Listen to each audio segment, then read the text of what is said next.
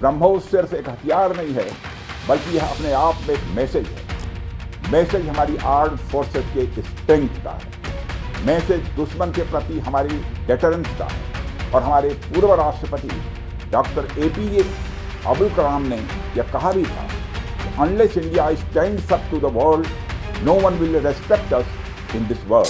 साथियों, जहां तक ब्रह्मोस का प्रश्न है, तो आप सभी यह जानते हैं कि ब्रह्मोस दुनिया के सबसे तेज सुपरसोनिक क्रूज मिसाइल्स में से एक है।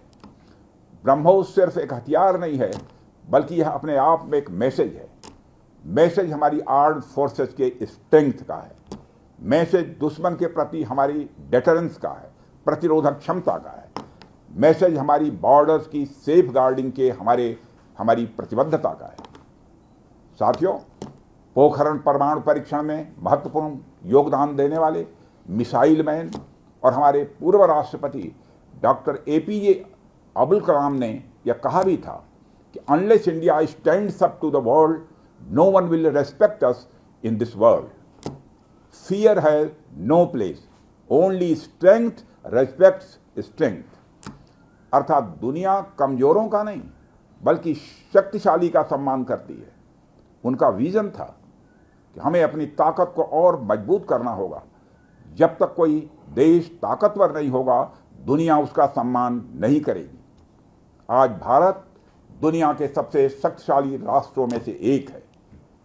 हम लगातार अपनी ताकत और बढ़ा रहे हैं और मैं समझता हूं कि आज जो फैसिलिटी सेंटर शुरू हो रहा है, यह भारत की शक्ति को और मजबूत करने में सहायक होगी। साथियों, यह केवल एक फैक्ट्री का उद्घाटन भर नहीं है, बल्कि मैं समझता हूं कि यह रक्षा क्षेत्र में भारत की आत्मनिर्भरता की दिशा में एक बहुत बड़ा कदम है। Uttar Pradesh defence industrial corridor बनने के पश्चात उत्तर प्रदेश के इंडस्ट्रियल डेवलपमेंट का एक नए सिरे से श्री गणेश हो चुका है।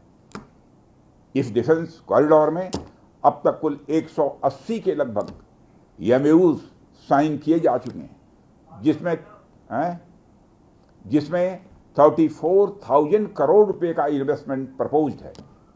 आपको यह जानकर खुशी होगी कि अभी तक इस कॉरिडोर में 4,000 करोड़ रुपए का इन्वेस्टमेंट किया भी जा चुका है। साथियों, टेक्नोलॉजी डे के दिन इस हाई टेक्नोलॉजी प्लेटफॉर्म फैसिलिटी को इनागुरेट करना अपने आप में एक लैंडमार्क डे है। परंतु इसके साथ साथ यह भारत की नई इनोवेटिव एनर्जी को भी दिखाता है, जिसको हमने पिछले कुछ सालों में गति देने का प्रयास किया है। हम सब जानते हैं कि इस समय टेक्नोलॉजी के क्षेत्र में, खासकर critical high and frontier technology के क्षेत्र में बड़ी तेजी से बदलाव आ रहा है।